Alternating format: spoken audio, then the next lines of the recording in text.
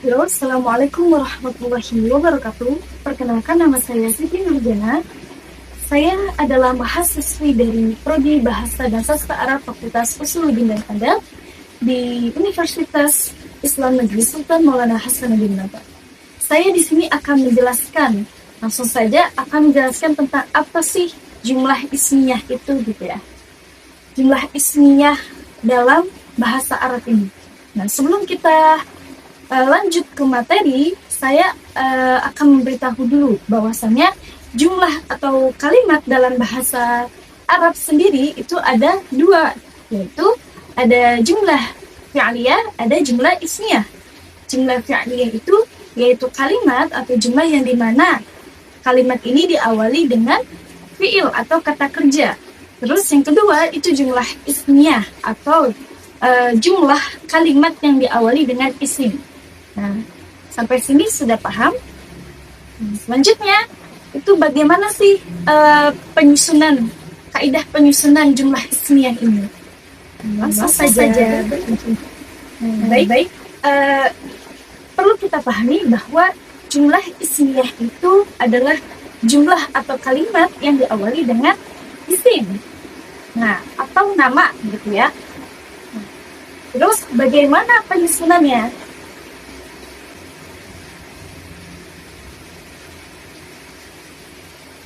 Jumlah ismiyah itu sendiri itu susunannya adalah pasti diawali dengan isim, yaitu berarti susunannya atau polanya itu isim dan isim. Nah, di sini kita dapat melihat ada isim pertama dan isim kedua. Isim pertama merupakan mubtada, kita tandai sebagai mim, dan juga khobar. Apa sih mubtada dan khobar ini? Nah, jadi di sini mubtada di sini adalah objek. Sedangkan khobar di sini adalah penjelasan.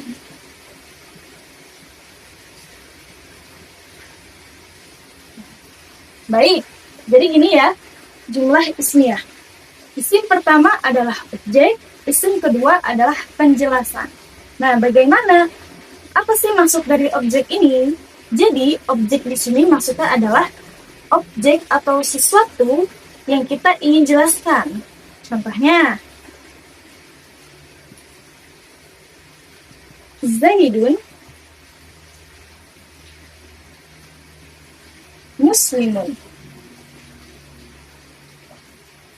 Dapat kita lihat di sini ada dua isim. Yang pertama itu Zaid, yang kedua itu adalah muslimun.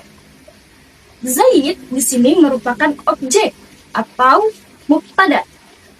Objek yang dimana objek ini akan dideskripsikan atau akan dijelaskan oleh khobar di isim kedua. Zaid itu seorang muslim. Zaid adalah objek yang ingin dideskripsikan dan muslim ini sendiri itu merupakan khobar atau penjelasan untuk si objek. Nah, selain ini mubtadanya apakah cuma bisa isim ini gitu ya? Apakah cuma bisa isim alam? Nah, selain isim alam mubtada ini bisa juga domir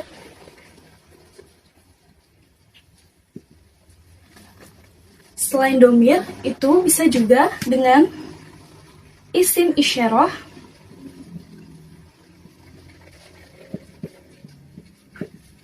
ataupun lainnya yang bersifat ma'rifat.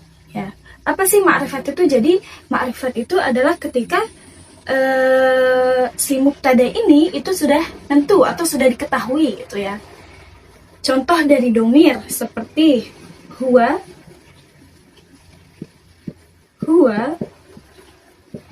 Zaidun. Isim isyarah seperti hada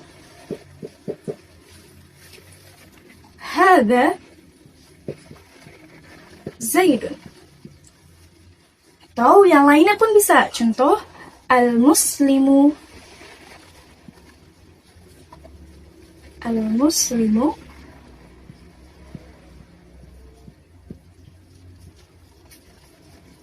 hasan. Nah, dari sini dapat dipahami polanya, yaitu ada isim pertama sebagai mubtada dan isim kedua sebagai khobar. Ini pun begitu. Pertama mubtada, kedua khobar. Yang al-muslimu hasanun juga itu yang pertama mubtada, yang kedua khobar. Bagaimana sih kaidah penyusunan jumlah ismiyah ini? Apakah begini saja atau ada lebih kelanjutannya di sini? Tadi dapat kita ketahui kalau misalkan jumlah isimnya itu adalah jumlah yang terdiri dari isim, ya kan? Baik itu isim yang terdiri yang diawali dengan isim gitu. Nah, terus bagaimana kaidahnya? Nah, jadi di sini kaidahnya itu atau aturan-aturannya itu berupa yang pertama, mubtada wa khabar, mubtada dan khabar itu wajib dalam keadaan rafa. Nah, dalam keadaan rafa ini itu berharokat dhammah. Tuh, dia tidak nasab ataupun jar ataupun jazm. Dia benar-benar rafa. Nah, terus yang kedua itu mubtada itu wajib ma'rifah. Nah, mubtada itu harus ma'rifah. Ma'rifah ini apa? Ma'rifah ini yang diketahui kan? Tadi ada domir, ada mudhaf, ada isyarah, ada mausul, ada mu'arraf bi alif lam atau sesuatu yang tadinya nakiroh yang dia itu tidak menentu gitu ya benda, terus dia di mu'arrafkan, dia dita'rifkan atau dijadikan ma'rifah dengan alif lam. Contohnya kayak kitabun itu kan nakiroh. Nah, diubah ke ma'rifah, ditambahkan alif lam jadi al-kitabu. Nah, ini jadi ma'rifah. Mu'arraf bi alif lam. Terus yang selanjutnya ada ismu alam. Nah, yang terakhir itu adalah nakirah al-maksud bi nida. An-nakirah al-maksud bin nida.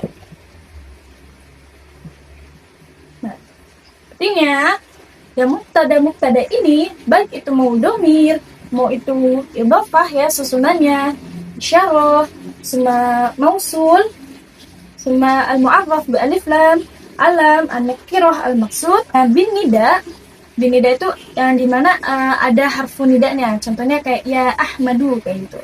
Atau ada harfu nidanya di situ ya. Nah, ini ketentuan dari mubtada itu sendiri kayak gitu. Kita mubtada dan bagaimana keadaan mubtada dan khobar ketika rafa.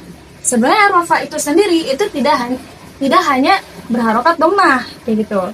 Nah, tapi ada keadaan-keadaan yang dimana contoh ketika si mubtada itu jama, atau ketika musanna, atau ketika mubtada itu muannas. Nah, itu kan pasti keadaannya juga berubah gitu ya, ada ketentuannya sendiri. Nah, maka dari itu kita akan membahas bagaimana halu mubtada wa khabar rafa itu gimana sih kayak gitu. Nah, yang pertama itu ketika dia itu mufrad ya, dalam ketika mubtada dan mubtadanya itu mufrad. Yang pertama contoh ketika mufrad, contohnya itu seperti at-talibu muslimun. At-talibu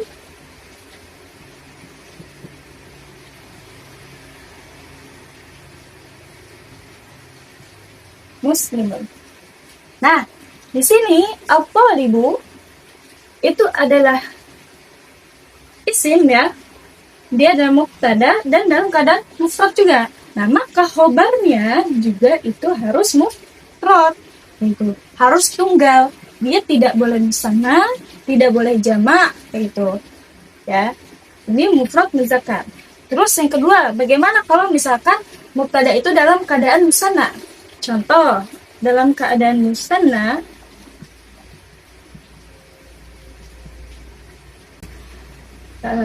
at-talibani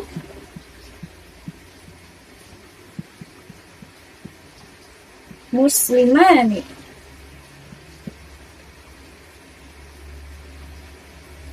At-talibani muslimani. Di sini dapat dilihat, ketika mubtada ini musanna atau untuk dua orang, maka khobar pun di sini harus musanna. At-talibani muslimani. Tidak bisa kalau semisal at-talibani muslimun. Nah, maka itu salah begitu. Karena sejatinya khobar ini rofaknya ini pasti mengikuti mubtada. Ketika mubtada ini muannas atau muzakkar, maka begitu pula khobarnya. Ketika mubtada ini mufrad atau musanna, maka begitu pula khobarnya kayak itu. Nah, terus bagaimana ketika jamak? Contoh ketika jamak, at-talibuna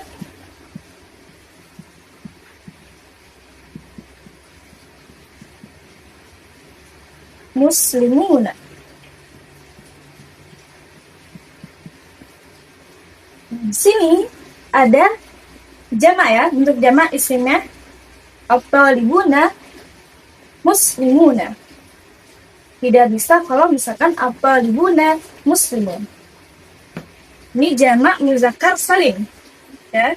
Jamak muzakkar salim. Lalu bagaimana ketika jamak muannas salim?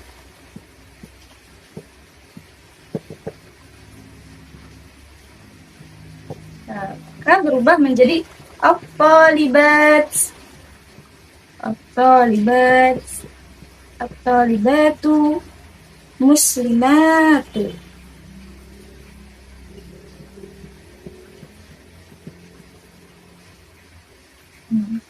Saya dapat lihat at-talibatu muslimatu. Nah, ketika mubtada ini berubah, khobar juga berubah. Gitu. Selanjutnya karena taksir.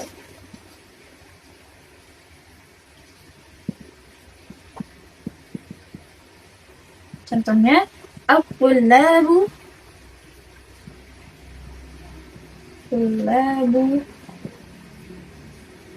at-tullabu muslimuna.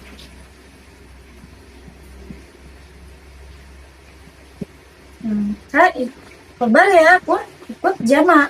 Nah, yang terakhir ismun al-khamsah. Ismun al-khamsah. Misal ismun yang 5 ya. Isim yang 5. Contohnya abuka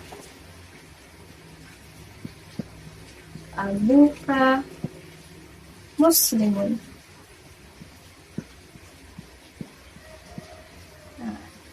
Dari keadaan rofa ini dapat kita ketahui kalau misalkan rofa itu nggak cuman harus domah, nah tapi ada selainnya. Contoh ketika musanna, maka rofanya dia adalah alif. Ketika jamak, rofanya adalah waw. Nah, ketika muannas, rofanya adalah domah. Ketika jamak taksir itu waw, dan ketika isim yang kelima itu juga waw rofaknya.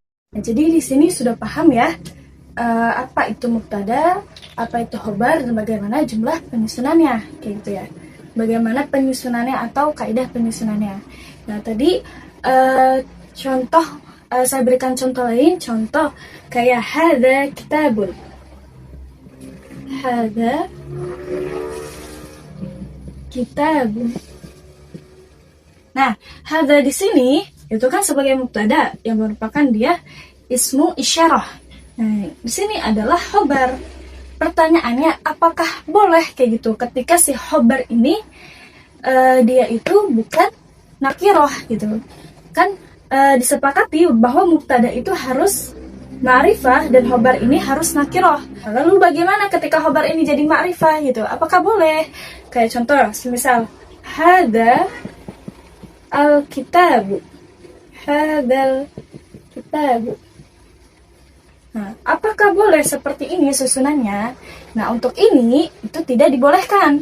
Mengapa?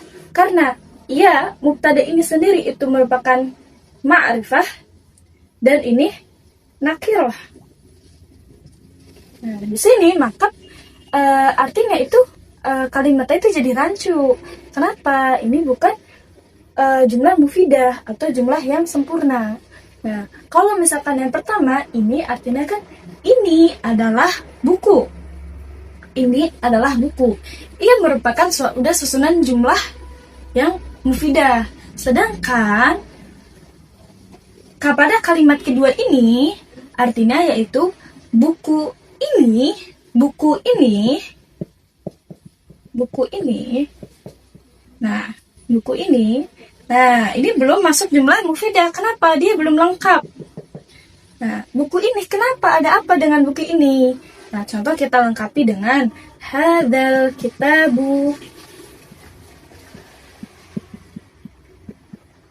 Jadidun.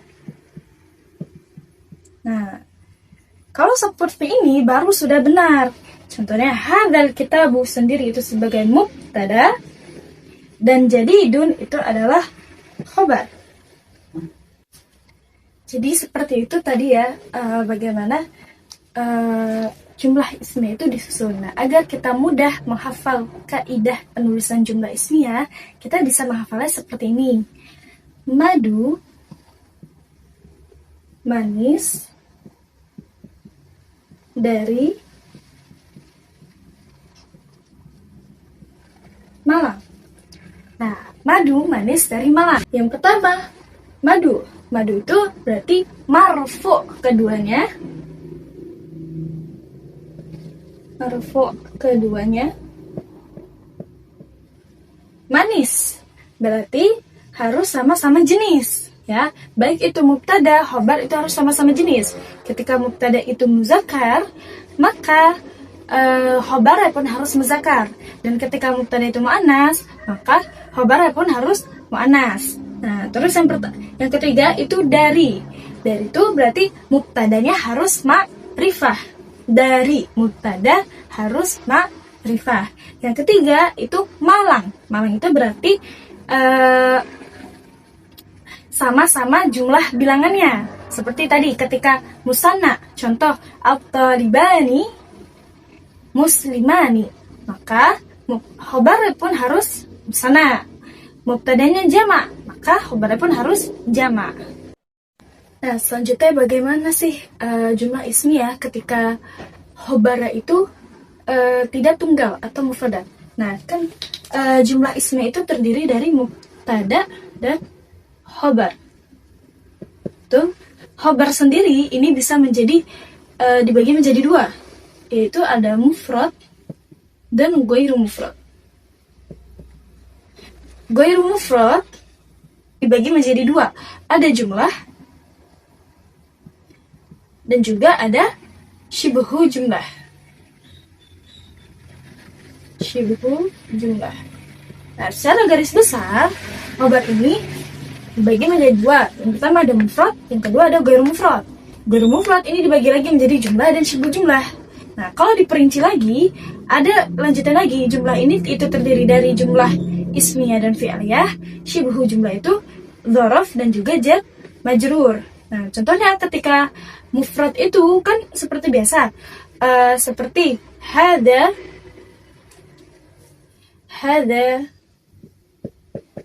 kitabun. Nah, kitabun itu sendiri kan mufrad. Kenapa mufrad? Karena dia hanya terdiri dari satu kata, bukan dua kata, dan tidak ada harfu jar ataupun dzaraf juga gitu. Maka dia masuknya ke mufrad. Mencari kalimat yang ghairu mufradah tentang syibhu jumlah. Seperti contoh yang jar majrur. At-tabibu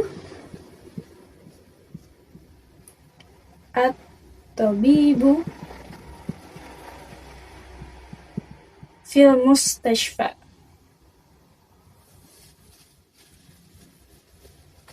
Fil mustashfa.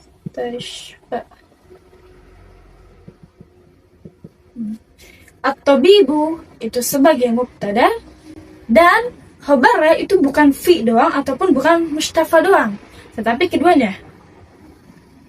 Nah, ini sebagai khobar. Nah, karena khobar ini masuk ke syibhu jumlah atau yang ghairu mufradah, dia itu tidak tunggal. Nah, terus bagaimana kalau contoh yang dhorof? Contohnya seperti Khadijatu amamal maqsafi. Seperti itu. Terus yang jumlah, untuk yang khobarnya ini jumlah ismiyah, itu seperti Zaidun ummuhu mudarrisatun.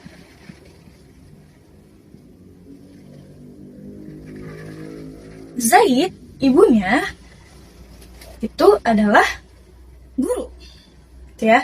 Nah, di sini Zaidun merupakan mubtada dan khobarnya, khobar dari jumlah ini secara keseluruhan adalah ini. Khobarnya adalah ini. Nah, lalu ketika khobarnya itu jumlah ismiyah. Lalu ketika khobarnya jumlah fi'liyah, contohnya seperti Aisyatu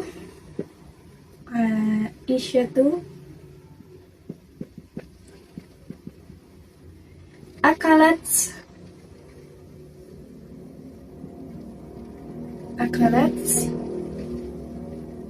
al-khubza.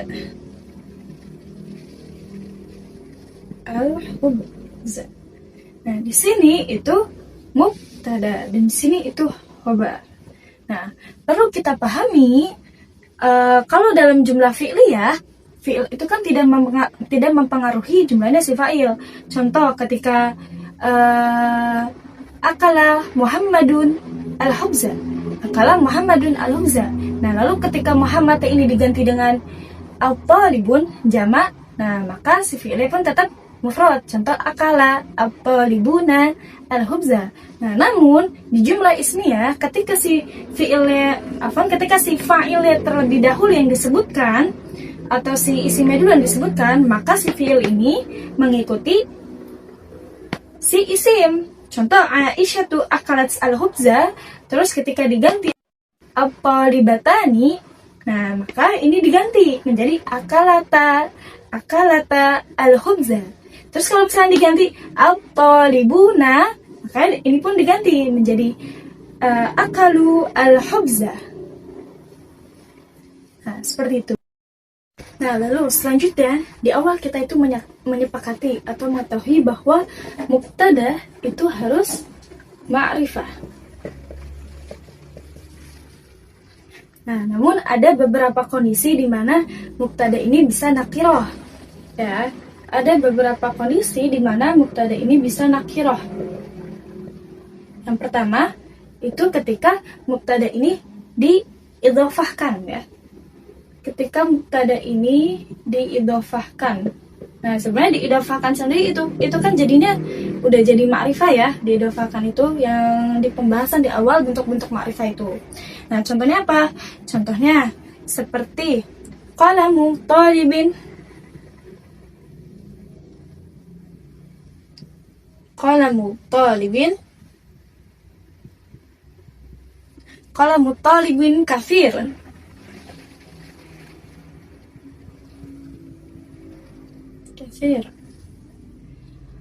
Qalamu talibin ini adalah mubtada, kafirun itu adalah khabar. Sini dapat lihat yang tadinya qalamun ini kalau semisal memakai qalamun doang, dia itu bentukan nakirah, namun dia dimakrifahkan terlebih dahulu. Nah, terus yang kedua ada kayak gitu, dijadikan man'ut. Nah, ketika ada ditambahi dengan na'at. Nah, contohnya apa? Contohnya seperti qalamun jadidun rakhisun.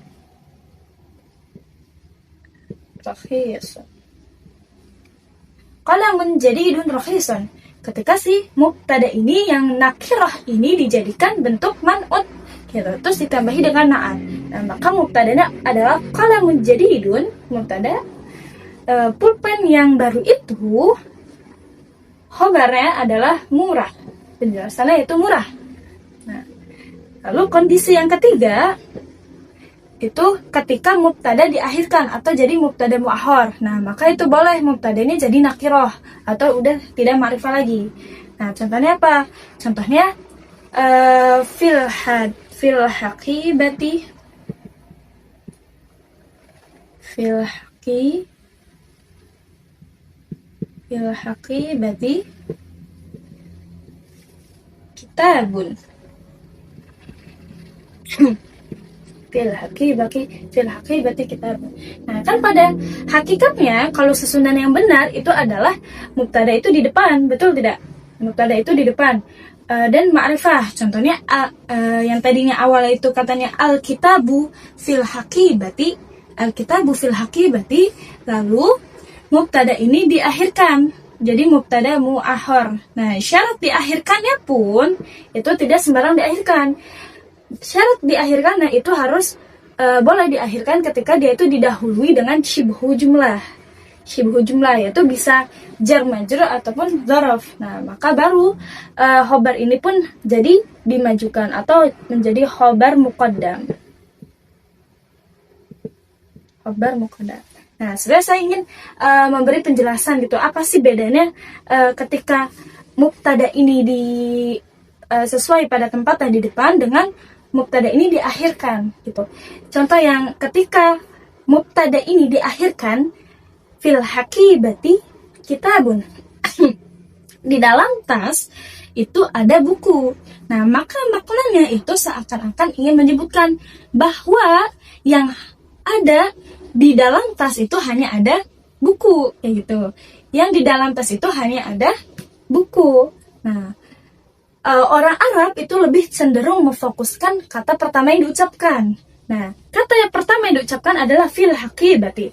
Maka fokus pendengar itu akan fokus terhadap kata pertama itu, yaitu fil haqibati. Di dalam tas itu ada buku gitu. Dia itu seakan-akan ingin mengatakan bahwa barang yang ada di dalam tas itu cuman ada buku. Nah, beda lagi kalau semisal si mubtada ini masih ada di depan. Contoh kayak tadi al-kitabu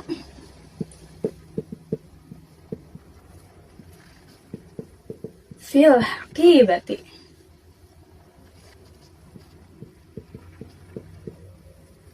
Fil haqibati. Ketika al-kitabu itu disebutkan pertama gitu ya, atau di depan, maka fokus pendengar ini maka akan terfokuskan pada kata pertama ini, yaitu al-kitabu, buku itu ada di dalam tas. Nah, seakan-akan maknanya seperti memfokuskan posisi buku ini gitu, yaitu posisi buku ini ada di dalam tas gitu. Jadi itu adapun kayak ketika tempat yang mubtada dan khobar ini berubah, nah maka maknanya pun berubah. Yang pertama ini ingin menunjukkan bahwa barang yang ada di tas itu cuman buku gitu ya. Terus yang kedua itu ingin mengatakan bahwa kedudukan atau posisi bukunya itu ada di tas gitu. Yang ini posisi, yang ini barangnya kayak gitu. Yang ini tuh kayak barang yang ada di tas kayak gitu. Nah, itu adalah perubahan yang terjadi ketika mubtada itu diakhirkan atau menjadi mubtada mu'akhor atau dan khobar itu dimajukan menjadi khobar muqaddam. Nah, balik lagi selanjutnya, kapan ketika mubtada ini boleh nakiroh gitu. Tadi kan yang pertama ini, kedua, contohnya. Yang keempat itu adalah ketika dia didahului dengan harfu istifham. Contohnya seperti ma ahadun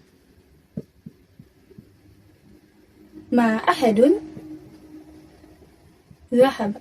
Nah, ahadun di sini itu kan ini ya nakiroh. Nah, dia artinya tidak ada seorang pun yang pergi gitu. Si mubtada ini khobar. Nah, lalu kondisi kelima itu adalah ketika mubtada ini bermakna umum. Contohnya kullun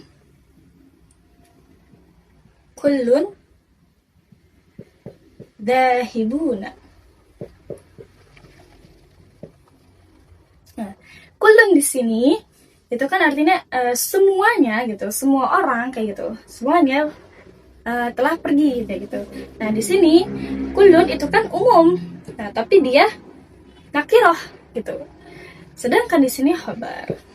Nah lalu boleh nakiroh selanjutnya ketika apa?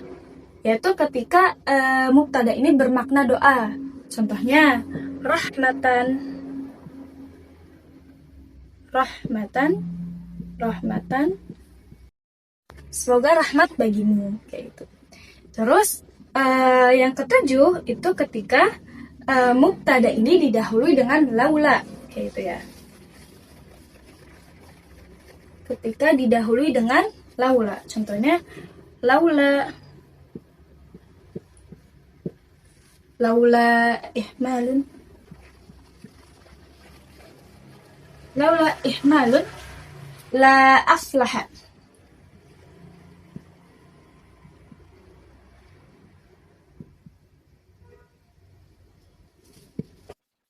Laula ihmalun la aflaha. Kalaulah bukan karena meremehkan, dia akan beruntung. Yang lalu ketika didahului dengan amil, contoh it'amun,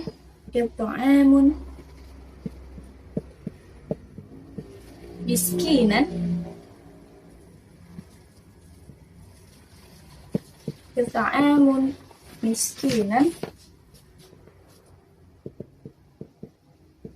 hasanatun.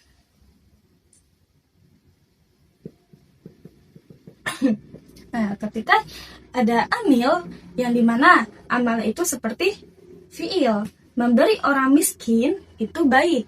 Nah, di sini miskinan ini sebagai maf'ul, makanya dia mansub, dan di sini dia itu amil ya, mubtada yang dimana dia itu amil kayak gitu. Yang isim masdar tapi dia mempunyai amal seperti fiil, seperti itu. Nah, ini adalah delapan kondisi yang dimana mubtada itu bisa nakiroh. Nah, jadi betul nakiroh memang mubtada itu harus makrifah, tapi ada beberapa kondisi ketika mubtada itu bisa nakiroh gitu. Di antaranya adalah delapan ini. Nah, jadi mengulas kembali gitu ya, kalau misalkan khobar itu tidak hanya mufrad, bisa goir mufrad gitu. Mungkin hanya sampai sini ya penjelasan saya. Jika ada yang belum jelas gitu, mungkin bisa ditanyakan di kolom komentar. Terima kasih. Assalamualaikum warahmatullahi wabarakatuh.